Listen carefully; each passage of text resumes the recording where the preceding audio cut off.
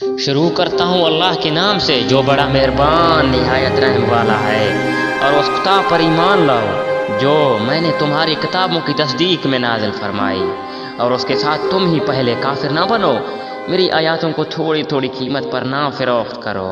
پھر مجھ ہی سے ڈرو، اور حق کو باطل کے ساتھ غلط ملت نہ کرو، نہ حق کو چھپاؤ، تمہیں تو خود اس کا علم ہے، اور نمازوں کو قائم کرو، زکوٰۃ دو،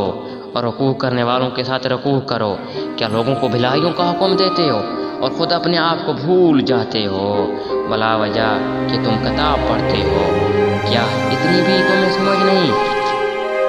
اور صبر اور نماز کے ساتھ مدد طلب کرو، یہ چیز حق ہے مگر ڈر رکھنے والوں پر، جو جانتے ہیں کہ بے شک وہ اپنے رب کے ساتھ ملاقات کرنے والے اور یقیناً وہ اسی کی طرف لوٹ کر جانے والے ہیں۔ اے اولاد یعقوب، میری اس نعمت کو یاد کرو جو میں نے تم پر انعام کی، اور میں نے تمہیں تمام جہانوں پر فضیلت دی، اور اس دن سے ڈرتے رہو جب کوئی کسی کو نفع نہ دے سکے گا، اور نہ ہی اس کی بابت کو کوئی سفارش قبول ہوگی، اور نہ کوئی بدلہ اسے اوس دیا جائے گا، نہ وہ مدد کیے جائیں گے۔ جب ہم نے تمہیں فرعون سے نجات دی جو تمہیں بدترین عذاب دیتے تھے،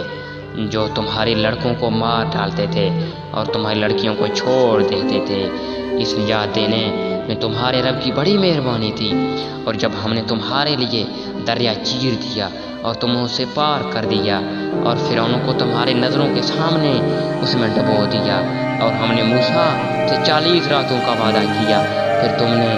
اس کے بعد بچھڑا پوجا شروع کر دیا اور ظالم بن گئے،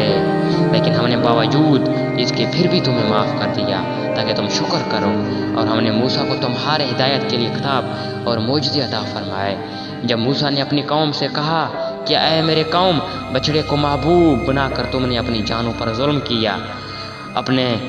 کو آپس میں قتل کرو، تمہاری بہتری اللہ تعالیٰ کے نزدیک اسی میں ہے، تو اس نے تمہارے توبہ قبول کی، وہ توبہ قبول کرنے والا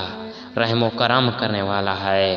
اور تم نے موسیٰ سے کہا تھا کہ جب تک ہم اپنے رب کو سامنے نہ دیکھ لیں ہرگز ایمان نہ لائیں گے۔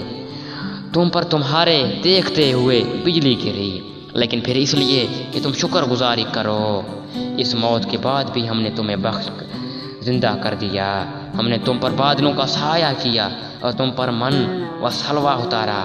اور کہہ دیا کہ ہماری دی ہوئی پاکیزہ چیزیں کھاؤ۔ انہوں نے ہم پر ظلم نہیں کیا، البتہ وہ خود اپنی جانوں پر ظلم کرتے تھے۔ ہم نے تم سے کہا اس بستی میں جاؤ اور جو کچھ جہاں کہیں سے چاہو بفراغت کھاؤ پیو، اور دروازے میں سجدے کرتے ہوئے گزرو، اور زبان سے ہتا کہو ہم تمہاری خطائیں معاف فرمائیں گے اور نیکی کرنے والوں کو اور زیادہ دیں گے۔ پھر ان ظالموں نے اس بات کو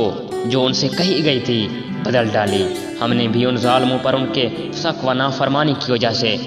آسمانی عذاب نازل کیا۔ اور جب موسیٰ نے اپنی قوم کے لیے پانی مانگا تو ہم نے کہا اپنی لاٹھی پتھر پر مارو، جس سے 12 چشمے ٹوٹ نکلے، اور ہر گروہ نے اپنا چشمہ پہچان لیا،